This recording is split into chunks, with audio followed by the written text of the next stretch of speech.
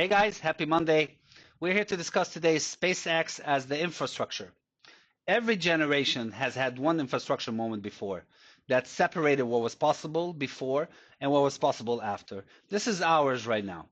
Back in the 1800s, when the golden spike basically was driven at the Promontory Summit, within a decade, cities existed where there was nothing. Industries that couldn't even function without the railroad became the backbone of the American economy. The West was not discovered, it was actually unlocked back then. So SpaceX is doing the same. It's driving the same spike. Reusable rockets just did to space travel what the railroad did to the westward movement. It made it repeatable, it made it affordable, therefore it made it real. So what back in the days, what the Vanderbilt and the Stanford understood, that the real money was not in the building of the railroad. It was in everything the railroad made possible. The towns, the agriculture, the supply chains, the land. SpaceX is doing the same. It's on the same inflection point right now.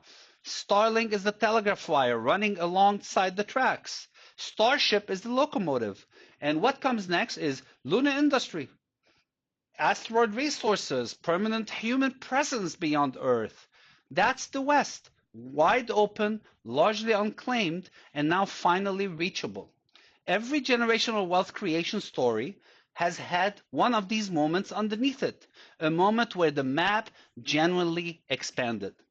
The families who built lasting wealth in the railroad era back in the days didn't all sit down and lay the tracks. They asked a simpler question: what becomes possible now that this exists? So the same question we want to ask ourselves right now. We're sitting on the table today. What industries, what businesses, what opportunities only make sense once getting to space is routine? We are at the very beginning of that answer. The railroad opened the West. SpaceX should be that moment again. But the real question is, what will you build when the rails basically of space open up? See you next week.